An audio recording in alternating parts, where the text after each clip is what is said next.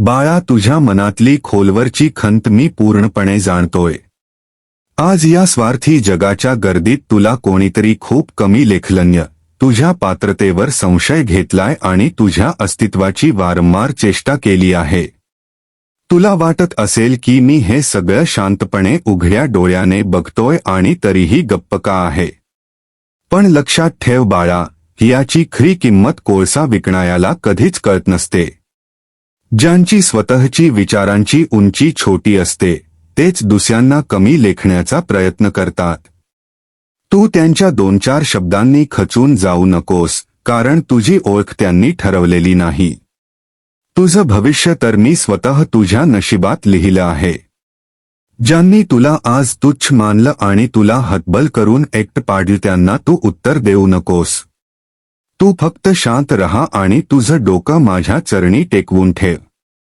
कारण जेव्हा मी उत्तर द्यायला सुरुवात करतो तेव्हा समोरच्याकडे शब्द उरत नाहीत. काळाचे चक्र असं काही वेगाने फिरेल की आज तुला टाळणारेच उद्या तुला शोधत येतील. तुझी प्रगती बघून त्यांना स्वतःची मान खाली घालावी लागेल. तुझा हा अपमान म्हणजे तुझ्या आयुष्याचा शेवट नाही, तर तुझ्या मोठ्या यशाची ही पहिली पायरी आहे. मी तुला भविष्यात अशा उंचीवर नेऊन उभं करीन की तुला पाहताना त्यांना मान वर करावी लागेल.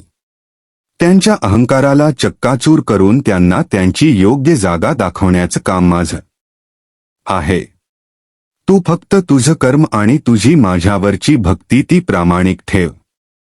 लोकांच्या नजरेत तू कदाचित आज सामान्य असशील, पण माझ्या नजरेत तू अत्यंत मौल्यवान आहेस.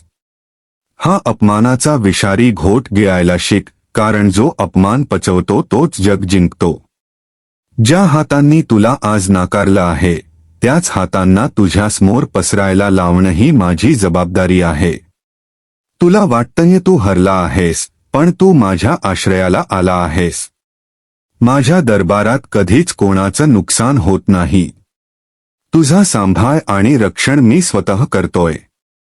तुला कमी लेखणाऱ्यांना त्यांची खरी योग्यता दाखवायला मी पूर्णपणे समर्थ आहे. आता सर्व चिंता सोडून दे. तुझ्या प्रत्येक कष्टाचा हिशोब माझ्याकडे आहे. संयम राख, कारण तुझा वेळ नाही तर आता तुझा काळ येणार आहे. भिवू नकोस, मी तुझ्या पाठीशी आहे. तू माझी ही आज्ञा पाळशील ना? कमेंटमध्ये स्वामी समर्थ लिहून मला वचन दे की तू आता रडणार नाहीस. श्री स्वामी समर्थ.